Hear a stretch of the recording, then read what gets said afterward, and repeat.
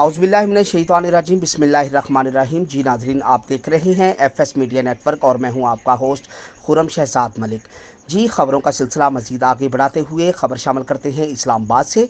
Deputy commissioner Islamabad ने Pakistan Tehreek Insaf PTI को 30 मार्च को जलसे की इजाज़त देने से इनकार कर दिया। जलसे की दरख्वास्त पीटीआई के रीजनल सदर आमिर मसूद मुगल ने दी थी।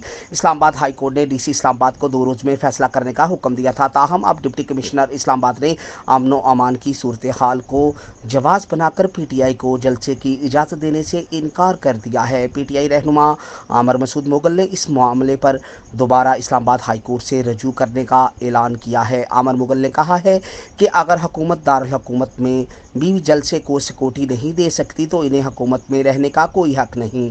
जी नाज़रीन, अब तक के लिए इतना ही। आप अपने होस्ट खुरम शहजाद मलिक को इजाज़त दीजिए। तब तक के लिए आप हमारे चैनल को लाइक, सब्सक्राइब और शेयर करना मत भूलें। पाकिस्तान जिंदाबाद। वस्सलाम।